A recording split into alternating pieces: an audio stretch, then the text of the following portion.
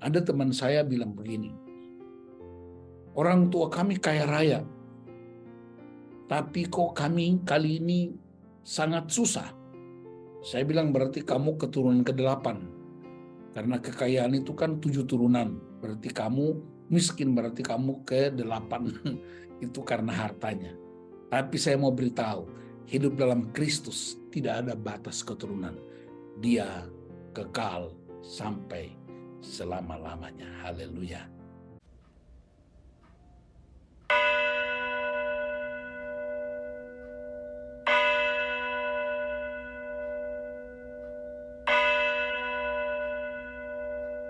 Ya Tuhan, kami bersyukur karena kami percaya keluarga yang sehat akan berdampak bagi gereja.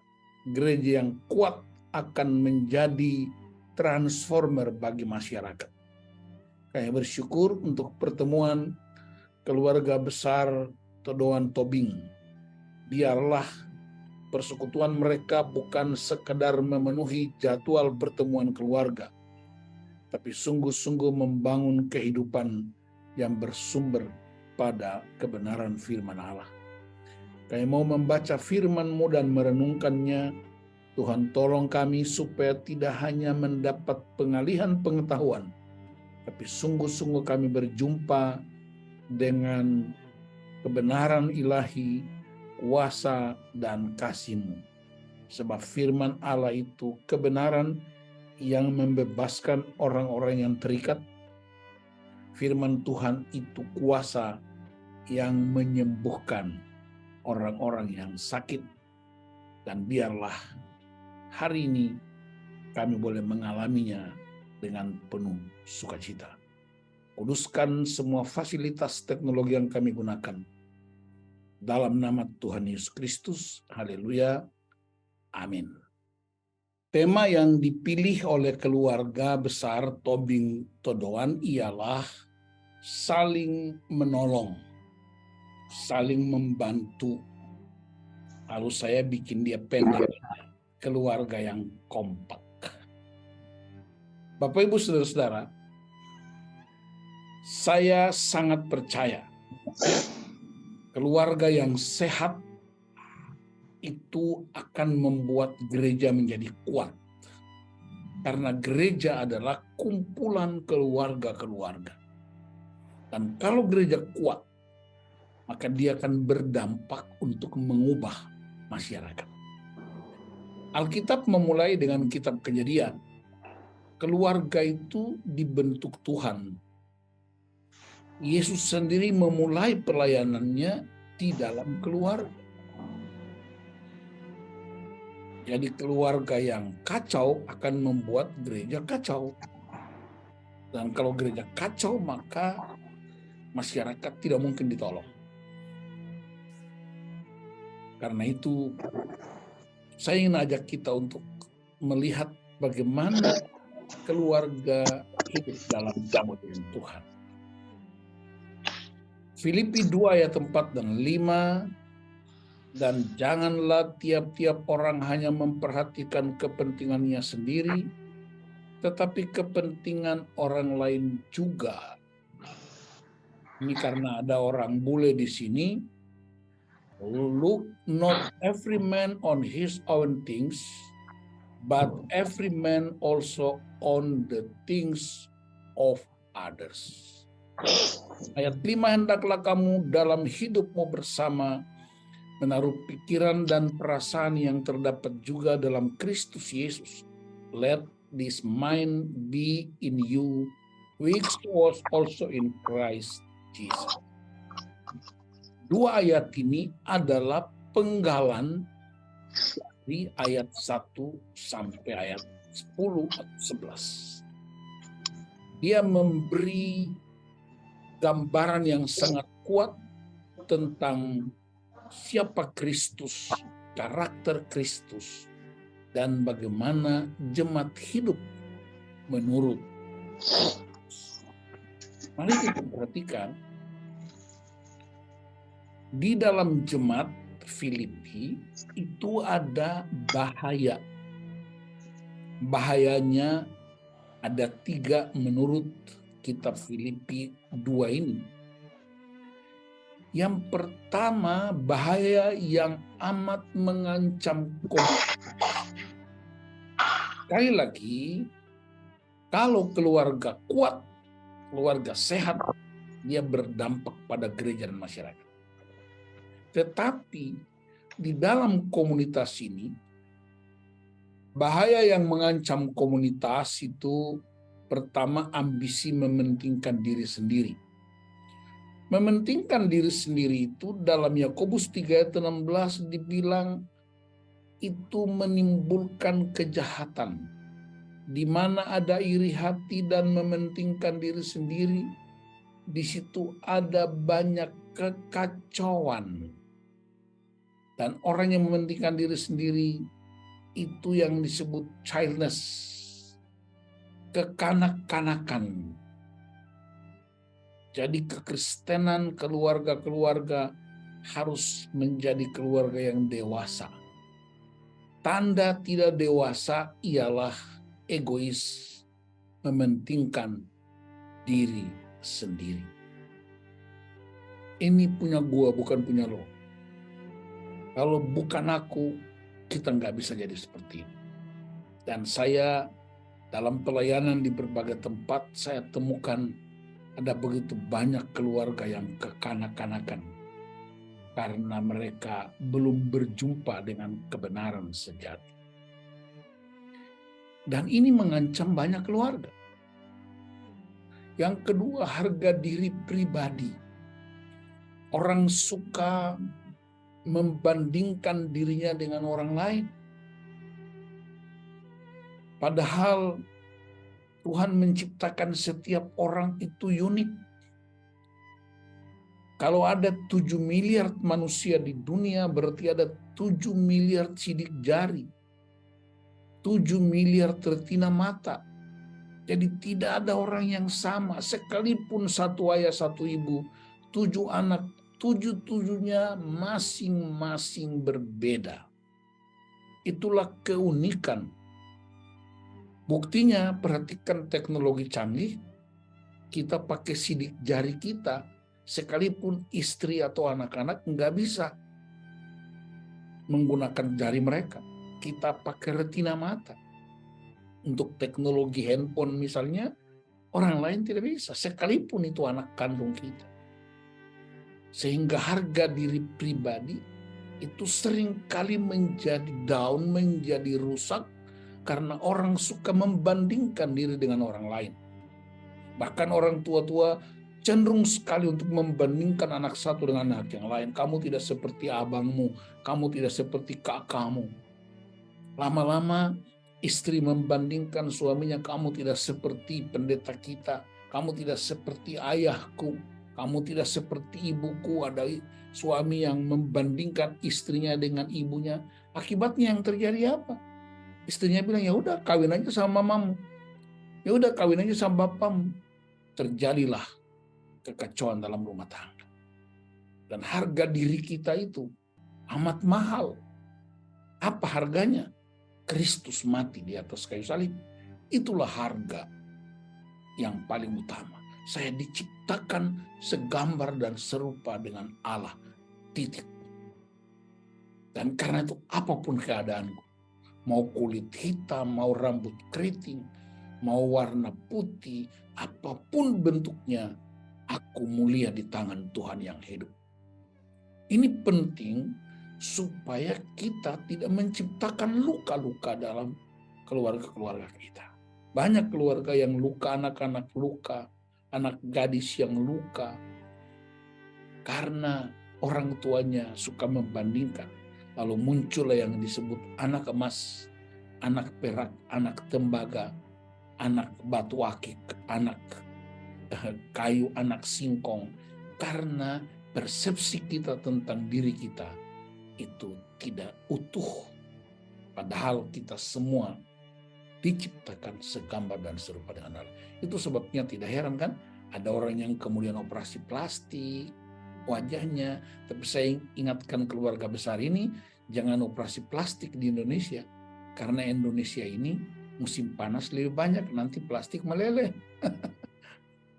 Ada yang mau cat rambut 4 warna. Karena orang semua butuh penampilan seolah-olah keberhargaannya berdasarkan fisik. Bahkan orang harus bekerja keras, punya uang banyak, seolah-olah keberhargaannya ditentukan oleh harta yang banyak. Jadi hari ini kita mesti ingat bahwa yang mengancam komunitas, yang menciptakan perpecahan dalam keluarga, yang kedua karena harga diri pribadi, belum berjumpa dengan Kristus secara sempurna. Yang ketiga, pemusatan pada diri sendiri. Gua, aku dan aku dan aku. Kita tahu penyu, orang Ambon bilang teteruga. Penyu itu cara mematikannya gampang. Balikin badannya aja. Tetapi waktu badannya udah balik, dia tepuk dada, pukul-pukul dada. Itu penyu. Artinya apa? Sudah mati tapi masih sombong. Masih pukul dada terus. Dan itu yang selalu pusat pada diriku. Aku kan kepala. Aku kan suami. Aku kan yang kerja. Aku kan yang menghasilkan pendapatan buat keluarga kita. Selalu pada dirinya dan dirinya dan dirinya. Dan inilah 3 bahaya menurut Filipi pasal 2. Kalau ini ada pada diri kita pribadi, tidak ada jalan lain kecuali bertobat. Kata bertobat itu bukan sebuah hukuman. Kata bertobat itu bukan sebuah penghinaan. Kata bertobat adalah panggilan untuk kembali dalam kasih karunia Allah yang terbuka. Bapak Ibu kita semua pernah naik lift. Lift itu punya kapasitas. Ada 3, ada 5, ada sampai 10, 20. Tetapi kasih karunia Allah itu tidak terbatas kapasitas.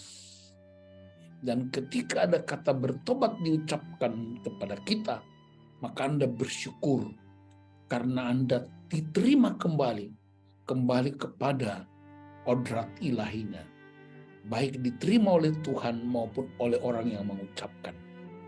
Jadi kalau saya hari ini bilang sama satu anggota keluarga, ini saya bilang bertobat, Anda harus bilang apa? Thank you. Ketika orang bilang saya Pak Nus harus bertobat, saya bilang thank you. Karena saya diberi ruang yang baru untuk menikmati kasih karunia yang telah hilang dari hidupku itu. Jadi 3 yang mengancam persekutuan keluarga. Periksa aja, nggak usah saling menuduh. Kalau itu ada pada bapak-bapak, bertobatlah. Kalau ada pada ibu-ibu, bertobatlah. Kalau itu ada pada anak-anak, bertobatlah. Kalau itu juga ada pada saya, bertobatlah. Supaya kita tidak menjadi Kristen yang childless, yang kekanak-kanakan. Karena kerajaan Allah itu dewasa. Karena orang yang dewasa bisa membedakan tangan kiri dan tangan kanan. Orang dewasa bisa membedakan mana lampu merah, lampu kuning, lampu hijau. Orang dewasa bisa membedakan mana istri orang, mana suami orang. Orang dewasa bisa membedakan mana uang orang dan uang saya sendiri. Dan ini penting karena keluarga adalah basis utama bagi pergerakan gereja dan masyarakat. Saya selalu mengingatkan, kalau ada keluarga yang salah, kalau ada anak-anak yang berontak, orang suka salahkan gereja.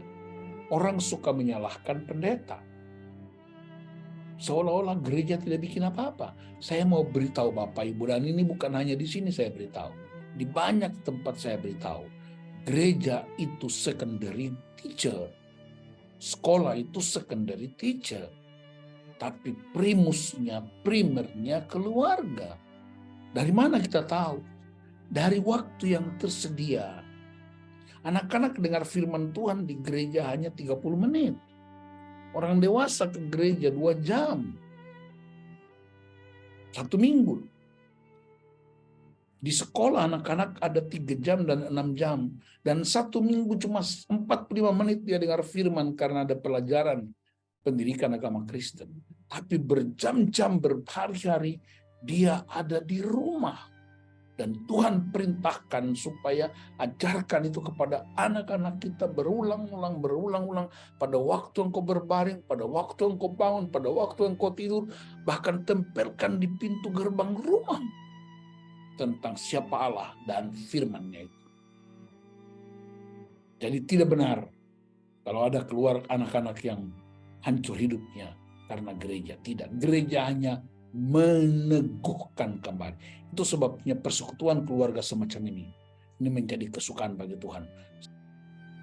Sekarang kita perhatikan bagaimana cara mencegah perpecahan menurut Filipi 2 tadi.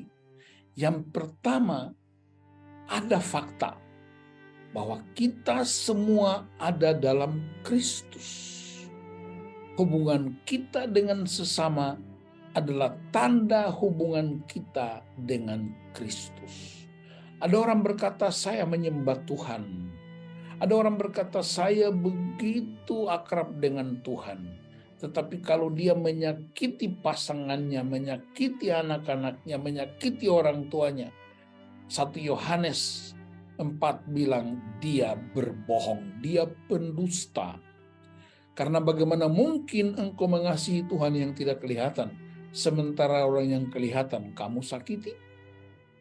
Jadi tanda orang yang mengasihi Tuhan dan Kristus ialah hubungannya dengan sesamanya itu sehat.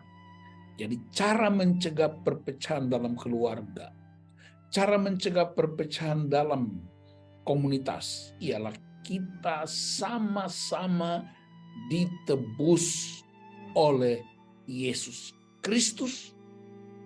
Tidak peduli suku apapun, tidak peduli latar belakang pendidikan apapun, tapi satu Yesus untuk semua.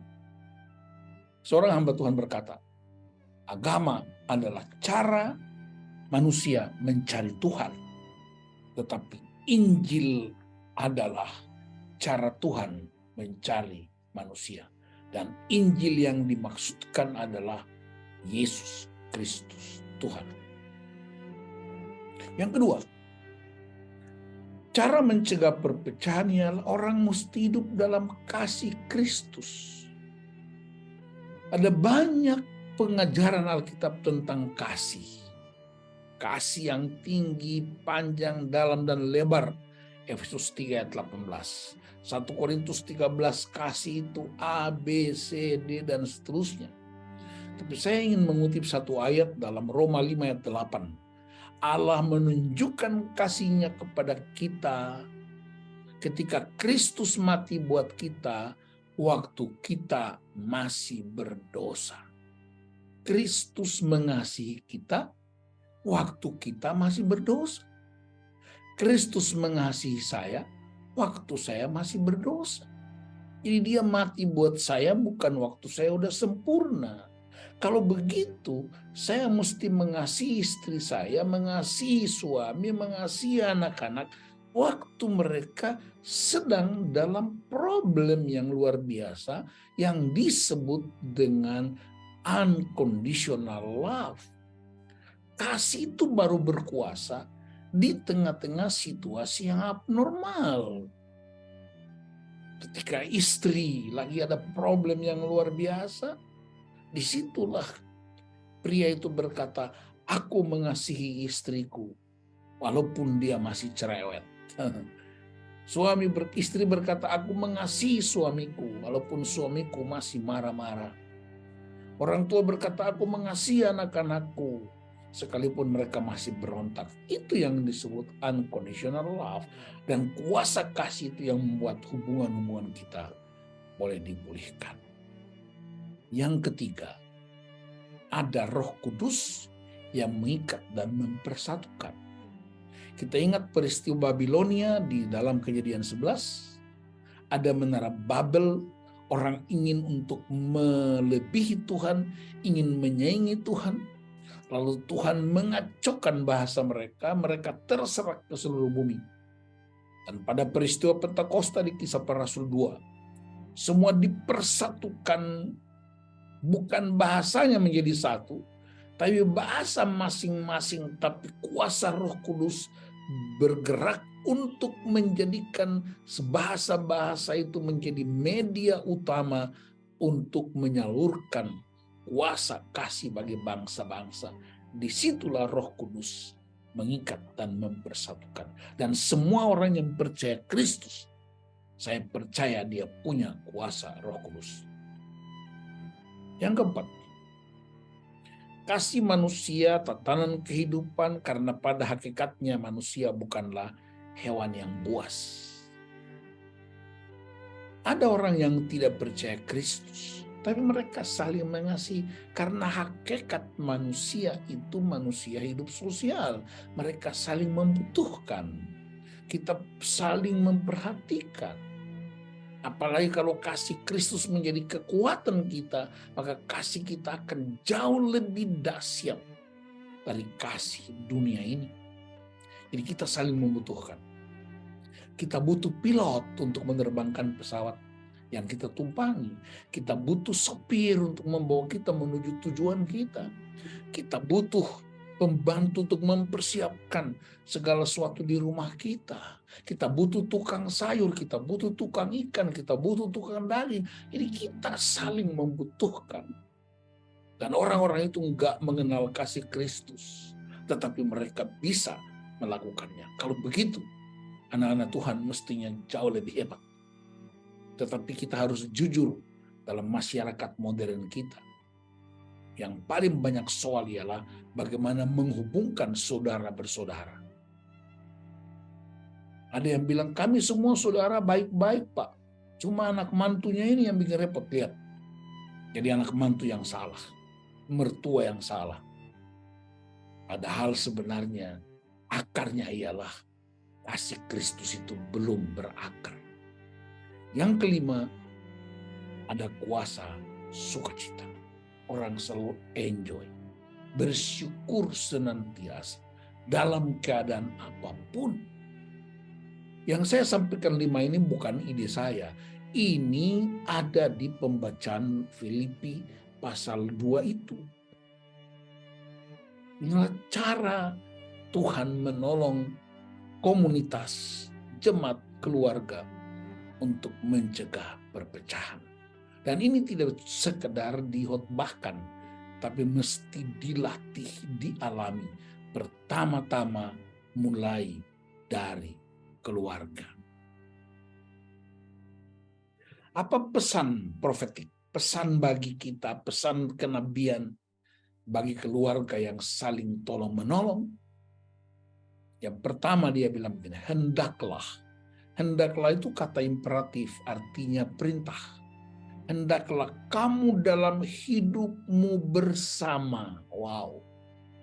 Ini perintah untuk komunitas. Menaruh pikiran dan perasaan yang terdapat juga dalam Kristus Yesus. Apa pikiran Kristus? Penyelamatan. Apa perasaan Kristus? Berpihak kepada orang-orang yang lemah dan tertindas. Jadi pikiran kita dan perasaan kita mesti diletakkan di bawah kuasa Kristus.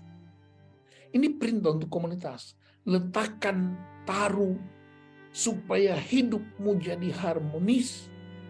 Menyisihkan segala pertentangan, hal-hal yang remeh-temeh. Menanggalkan ambisi-ambisi pribadi, kebanggaan pribadi, keinginan untuk menjadi yang utama, mencari harga diri, harus ditanggalkan atau dilepaskan. Dalam Filipi 3 ayat 4-8, nanti tolong baca. Di situ Paulus membuat daftar keberhargaannya. Paulus membuat daftar kurikulum vitae-nya. Dia bilang begini, aku orang Israel, itu bangsa pilihan. Aku orang Ibrani asli. Aku ahli Taurat. Aku disunat pada hari ke-8, itu tanda anak perjanjian. Aku tidak cacat dalam mempraktekkan hukum Taurat. Itu daftar kebanggaan dia. Tapi perhatikan pada ayat 8. Tetapi ketika aku berjumpa dengan Kristus, semuanya kuanggap skubalon. Skubalon dalam bahasa Indonesia disebut sampah, tapi sebenarnya skubalon dalam bahasa Yunani artinya kotoran manusia. Jadi mestinya ayat itu bunyinya begini. Semua kebanggaanku ini, aku waktu ketemu Kristus, semuanya aku anggap tai. Itu bahasa asli. Kenapa? Karena Kristus jauh lebih mulia dari semuanya. Maka aku melepaskan semuanya dan mengambil keputusan untuk hidup di dalam penderitaan dan kebangkitan Kristus. Saya punya kerinduan ketika semua orang meletakkan semuanya, melepaskan semuanya dan menganggap Kristus lebih utama dari semuanya. Betapa dahsyatnya hidup pribadi dan keluarga dan masyarakat. Karena itu, saya mengajak pertama pesan kita, alamilah karakter Kristus, kerendahan hati, pengosongan diri, dan pengorbanan diri. Yang kedua, apa bukti kerendahan hati, apa bukti pengosongan diri, apa bukti pengorbanan Kristus? Buktinya ialah salib. Sekali lagi, salib adalah bukti nyata. Salib itu pengasihan Allah. Salib itu kepedulian Allah. Salib itu harga penyelamatan. Dan sekaligus cara supaya kesombongan dan perpecahan diakhiri. Jadi jika kita ingin menjadi keluarga yang kompak, dari berbagai macam latar belakang, ya, ada anak mantu, ada mertua, ada suami istri, latar belakang pendidikan, latar belakang ekonomi, latar belakang budaya, dia harus diletakkan, dilepaskan dalam pengertian tidak menjadi fokus, tetapi kita kembali jadikan Kristus sebagai fokus. Supaya apa? Supaya kita hidup bersama Allah dalam kekekalan.